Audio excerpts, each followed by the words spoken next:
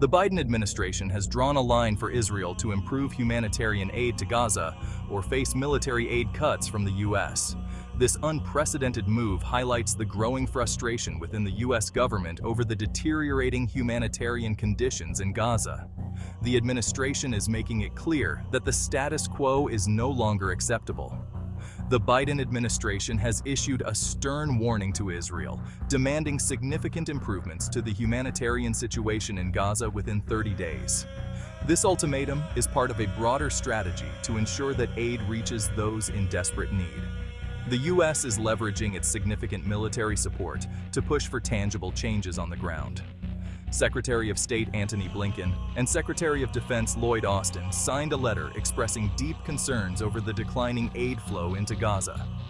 The letter, which was delivered through diplomatic channels, outlines specific areas where Israel must take immediate action.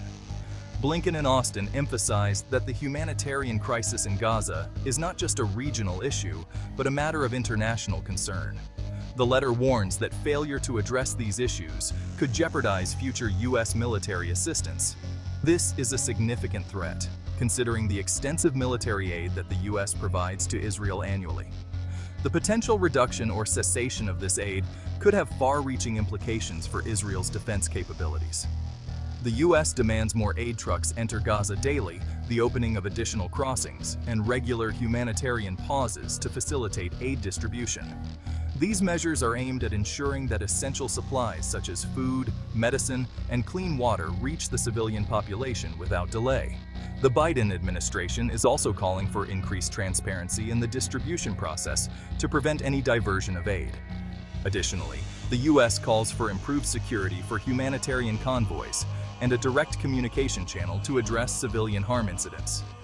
This includes the establishment of a hotline for reporting and resolving any incidents where civilians are harmed during aid operations. The goal is to create a safer environment for both aid workers and the people they are trying to help. This comprehensive list of demands underscores the seriousness of the U.S. stance on the Gaza humanitarian crisis. The Biden administration is sending a clear message that it will not tolerate inaction or half measures. The international community is also watching closely, and there is growing pressure on Israel to comply with these demands. The situation remains tense as Israel begins to respond, but the world watches closely.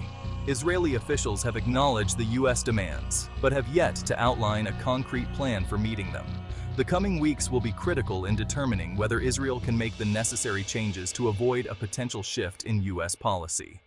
Will Israel meet the U.S. demands and avoid a potential shift in U.S. policy? Only time will tell. The stakes are high, and the outcome of this diplomatic standoff could have lasting implications for U.S.-Israel relations and the broader Middle East region.